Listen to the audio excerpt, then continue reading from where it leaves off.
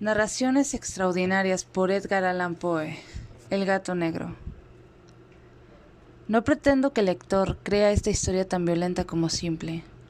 Estaría demente si este fuera mi propósito, en un suceso en que mis sentidos rechazan la propia evidencia. No obstante, no soy un demente, tampoco estoy soñando. Sin embargo, mañana moriré y hoy quiero atenuar el peso de mi alma. Mi meta inmediata es enseñar al mundo, de manera sencilla, súcita y sin comentarios, solo una serie de sucesos domésticos. La consecuencia de estos acontecimientos me ha horrorizado, me ha atormentado, me ha destruido. No obstante, no intentaré explicarlos, pues para mí solo significaron horror, y para muchos parecerán menos terribles que extravagantes. Quizá, de ahora en adelante, algún intelecto podría reducir mi fantasma a un lugar común, algún intelecto más calmado, más lógico y mucho menos excitante que el mío, que advertiría en los sucesos que explico con terror, nada más que un proceso natural de causa y efecto. Desde que era niño fui muy dócil y generoso.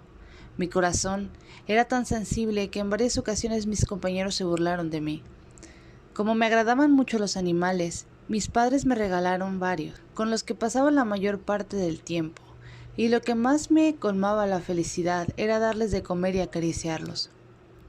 Este especial rasgo de mi personalidad aumentó con los años, y en mi edad adulta hallé así una de las principales fuentes de placer. No es importante que me enfurece en precisar un perro fiel y sagaz.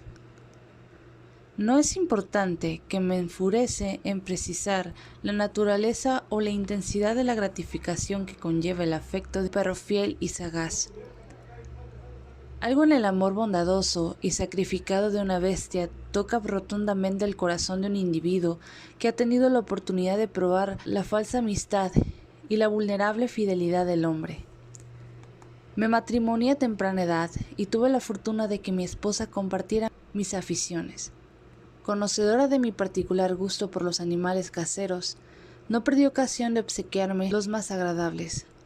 Teníamos pájaros, peces de colores, un perro precioso, conejos, un monito y un gato.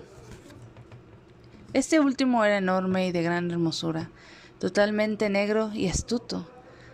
Cuando comentaba acerca de su inteligencia, mi esposa, que era una supersticiosa, me mencionaba constantemente la antigua creencia popular que aseguraba que todos los gatos negros son brujas encubiertas.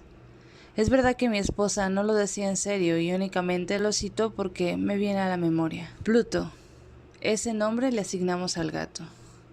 Era mi mascota favorita y mi mejor compañero de juegos. Únicamente yo le daba de comer y me seguía por toda la casa. Hasta no podía evitar que me siguiera por las calles.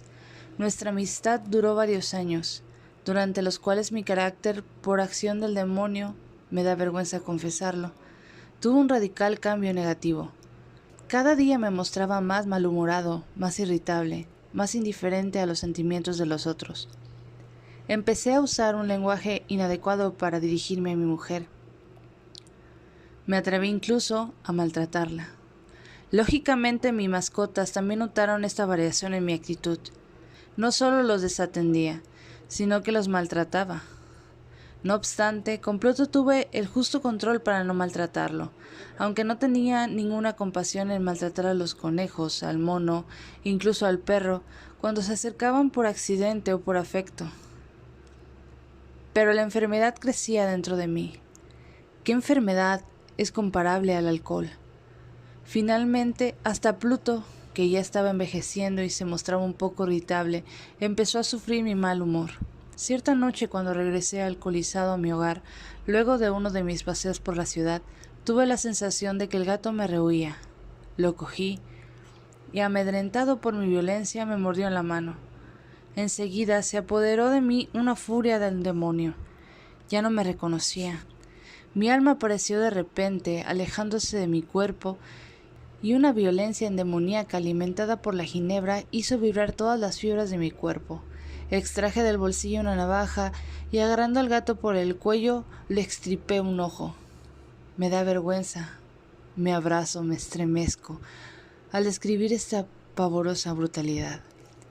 A la mañana siguiente, luego de que, mediante el sueño, alejé la furia de la noche de ebriedad, sufrí un sentimiento medio de terror, medio de arrepentimiento, por la atrocidad que había cometido. Pero era, no hay duda, un sentimiento débil y equívoco, y mi alma no se vio afectada. Otra vez me sumergí en los excesos e intenté ahogar en vino todo recuerdo de lo ocurrido. Entretanto, el gato se establecía lentamente. Es cierto que la órbita del ojo extirpado tenía una apariencia horripilante. Sin embargo, daba la sensación de que ya no le dolía. Andaba por la casa como siempre, pero, como era de esperarse, huía de mí aterrado cuando me aproximaba. Aún conservando algo de mi noble corazón, al principio me sentí triste por el rechazo de una criatura que tanto me había amado. Pero este sentimiento pronto dio paso a la irritación, y luego sobrevino, para provocar mi caída final, el espíritu de una perversidad. La filosofía no puede precisar esa sensación. No obstante, no tengo la seguridad de que mi alma exista, como de que mi perversidad es uno de los impulsos primitivos del corazón humano, un impulso de las invisibles facultades primarias o sentimientos que guían el carácter del hombre. ¿Quién no se ha visto cientos de veces cometiendo una acción vil o estúpida solo porque sabe que no debería hacerlo?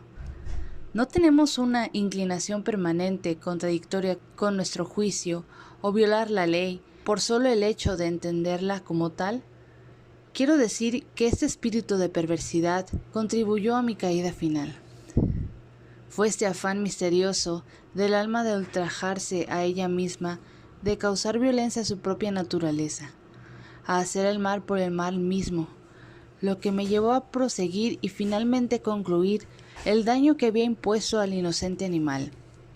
Una mañana, con sangre fría, coloqué una cuerda por su pescuezo y lo colgué de un árbol. Lo colgué con lágrimas en mis ojos y con el más amargo de los remordimientos en el alma. Lo colgué porque sabía que al hacerlo estaba cometiendo un pecado mortal, que comprometía mi alma mortal. Si fuera posible, aún más allá del alcance de la infinita misericordia del Dios más misericordioso y más terrible. Una noche después de este pavoroso suceso, el grito de ¡fuego! Me despertó.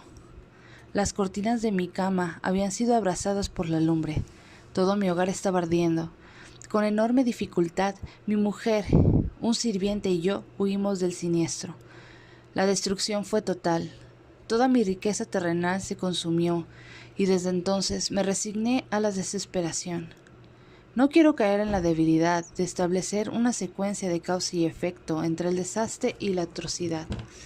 Sin embargo, estoy precisando una serie de sucesos y no quiero que falte ningún eslabón. A la mañana siguiente del incendio, fui a visitar las ruinas. Todos los muros se derrumbaron, a excepción de una pared interior no muy ancha que se encontraba en medio de la casa y contra la cual se hallaba el cabecero de mi cama. Alrededor de esta pared se concentraron varias personas que con particularidad de atención revisaron una parte del muro. Las palabras extraño y singular y otras semejantes me llamaron la atención. Me acerqué y vi como tallada en bajo relieve sobre la blanca superficie la figura de un enorme gato. La claridad de la silueta era extraordinaria. Presentaba una soga en torno al cuello del animal. Cuando lo vi, invadió un descomunal asombro y horror. Sin embargo, logré reflexionar. Recordaba que el gato había sido ahorcado en el jardín adyacente a la casa. Ante la alarma del incendio, el jardín había sido invadido de inmediato por una multitud y alguien debía de haber cortado la soga y arrojado al gato en mi dormitorio por una ventana abierta. Quizá eso habría ocurrido para que me despertara del sueño. El derrumbe de los otros muros había presentado a la víctima de mi crueldad. Por su parte, el material de esa pared recién colocada, las llamas y el amoníaco del cadáver habían producido la imagen tal cual la acababan de ver. No obstante, que así fue como comprendí la asombrosa situación que acabo de narrar y conseguí tranquilizar a mi razón, si no mi conciencia. Lo ocurrido generó una profunda sensación en mi mente. Durante meses no me pude desprender del fantasma del gato. y en este tiempo volví a mi espíritu una especie de sentimiento que parecía remordimiento, pero no llegaba a serlo. Llegué a lamentar la pérdida del animal y comencé a buscar en los despreciables ambientes que frecuentaba otro animal de la misma especie y que pareciera semejante con que sustituirlo.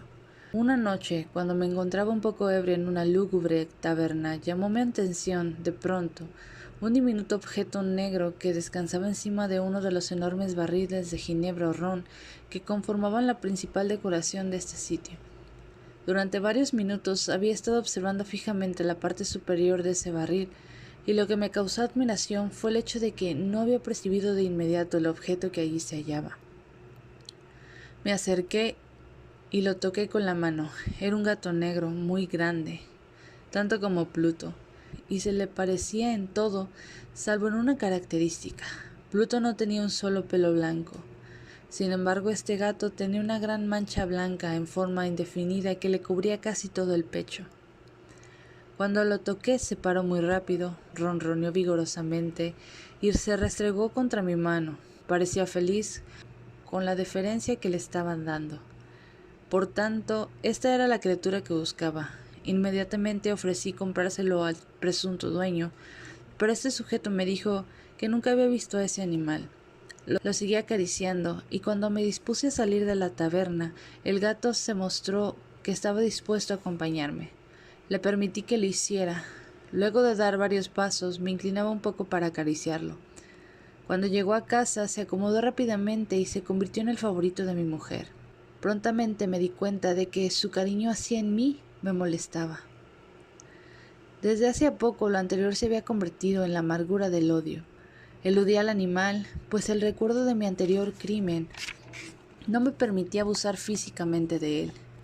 Durante varias semanas no le pegué ni lo maltraté de otro modo, pero muy paulatinamente, llegué a mirarlo con un odio indescriptible e huir en el silencio de su despreciable presencia como si fuese la peste. Estoy seguro de que lo que acentuó mi rencor hacia el gato fue que un día, luego de haberlo llevado a casa, me di cuenta de que también le faltaba un ojo como a Pluto. No obstante, esta coincidencia solo hizo que mi mujer se encariñara más con el animal. Mi esposa tenía un notable sentido de humanidad que alguna vez también me había distinguido y había sido la fuente de muchos de mis más simples placeres de la vida. Pero mi repugnancia por la criatura acentuó el afecto del gato hacia mi persona. Me perseguía con una obstinación difícil de describir. Allí, donde me sentaba, venía a cojinarse debajo de mi silla o saltaba sobre mis rodillas y me cubría de desagradables caricias. Si me levantaba para caminar, se ponía entre mis pies y casi me hacía caer o colgaba de mi ropa y trepaba hasta mi pecho. En estos momentos, aunque deseaba destruirlo de un golpe, me reprimía, un poco por el recuerdo de mi anterior crimen, pero más que nada, debo confesarlo, por un horrible miedo al animal. Este temor no era precisamente un pavor al mal físico, me da vergüenza aceptar. Sí, incluso en esta celda me da vergüenza aceptarlo. Que este pavor que el animal me causaba se veía incrementado por una de las más simples quimeras que se puedan concebir.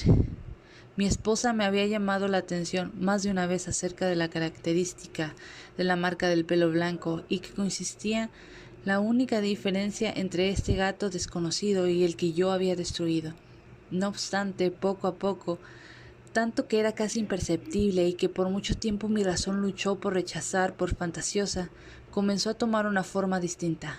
Ahora tenía la forma de una cosa que tiemblo mencionar, y solo por eso aborrecí y temí al monstruo y me habría deshecho de él de haberme atrevido. Ahora representa la imagen de algo horrible, pavoroso. El patíbulo, oh escalofriante y tétrica máquina de terror y el crimen de la agonía y la muerte. Ahora me sentí más miserable que la mayor miseria humana. Una bestia cuyo semejante yo había destruido sin piedad. Una bestia que podía provocarme esta insufrible angustia a mí, un hombre creado a imagen y semejanza de Dios. Ay, ni de día ni de noche nunca más disfruté de la bendición que significaba el descanso. Durante el día el animal no me dejaba ni un instante solo, y por las noches me despertaba cada hora por pesadillas horribles, hallando el aliento de esa cosa frente a mi rostro, y espantoso peso apoyado fuertemente sobre mi corazón, una pesadilla de la cual no podía desprenderme. Debido al nerviosismo que me causaban estos sufrimientos, expío la poca generosidad que quedaba en mí.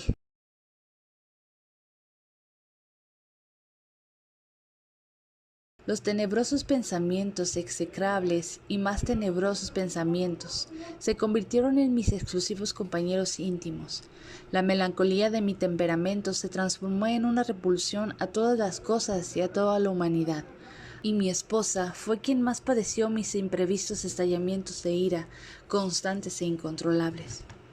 Un día, cuando debía realizar una actividad del hogar, mi esposa me acompañó al sótano del primitivo edificio que habitábamos como consecuencia de nuestra miseria.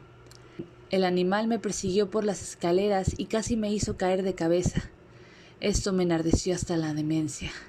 Levanté un hacha y, olvidando en mi locura los infantes temores que entonces había controlado mi mano, lancé un golpe sobre el gato que, por supuesto, habría sido fatal si no hubiera sido porque lo detuvo la mano de mi mujer.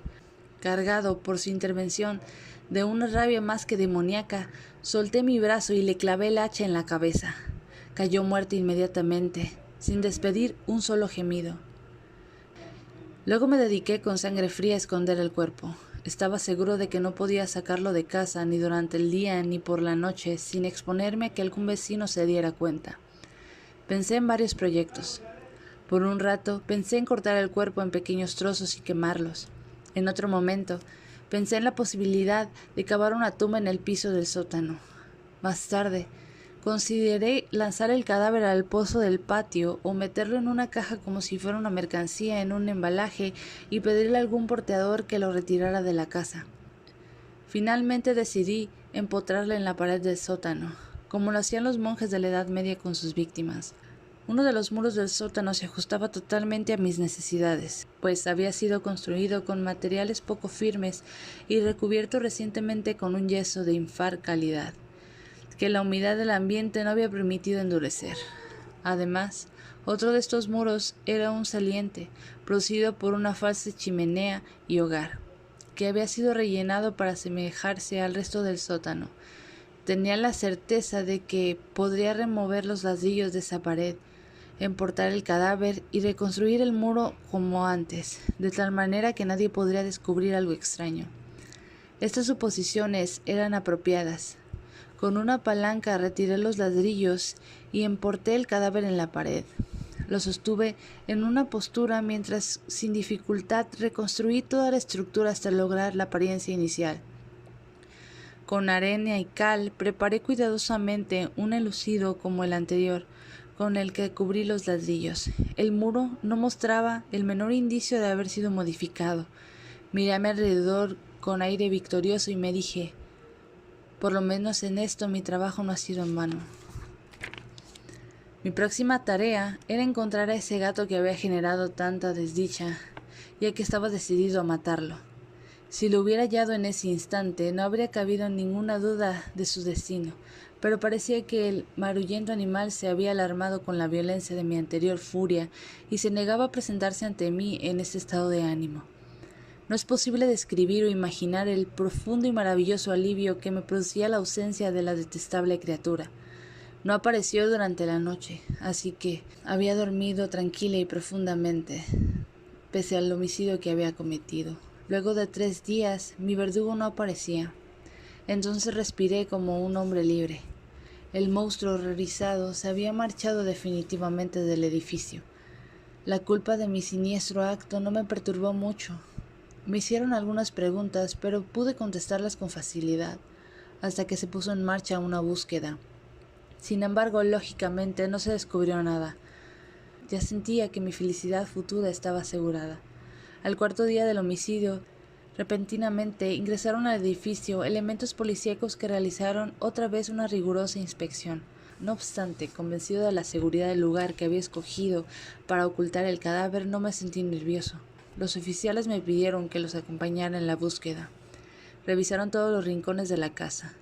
Por fin, por 3.ª o 4.ª ocasión, inspeccionaron el sótano. Lo seguí sin que me temblara un solo músculo. Mi corazón latía con calma, como el de quien duerme en su inocencia. Caminé de una esquina a otra del sótano, crucé mis brazos y proseguí caminando serenamente de un lado a otro. Los policías estaban totalmente satisfechos y se preparaban para retirarse. Mi corazón estaba tan alegre que no podía reprimirlo. Tenía exagerados deseos de decirle al menos una frase que expresara mi victoria y para dejarlos doblemente seguros de su convencimiento de mi inocencia. «Señores oficiales», dije por fin mientras subía al primer piso, «me siento muy satisfecho de haber aclarado todas sus dudas.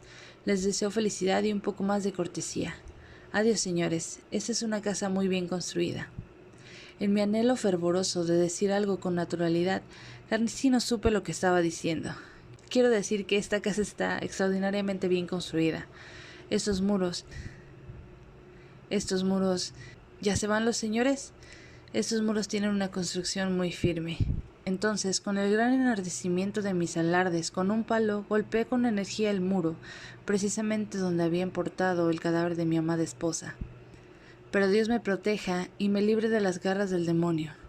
Luego de que cesó el eco de mis golpes en el silencio, una voz me respondió desde la tumba, un llanto, al principio entrecortado, como el lamento de un niño, después un grito prolongado, enérgico y constante, totalmente inhumano, un aullido, un quejido, medio horror y medio de victoria, como el que podría haber emanado de un infierno, conjuntamente de las gargantas de los malditos en su agonía y de los demonios que exaltaban la maldición. Pienso que sería absurdo explicar lo que pasó por mi cabeza en este instante. Agitado, caminé inseguramente hasta el otro muro. Durante unos segundos, los policías se encontraban en las escaleras y quedaron petrificados de pavor. Luego, una docena de fuertes brazos golpearon el muro. Cayó de una vez. El cadáver, ya decadente y manchado con sangre coagulada, se mantuvo firme ante los ojos de los espectadores. Encima de su cabeza, con su enorme boca roja y su único ojo de fuego, estaba la tenebrosa bestia, cuya astucia me había llevado al asesinato y cuya voz denunciante me estaba entregando al verdugo. Había emparedado al monstruo en la tumba.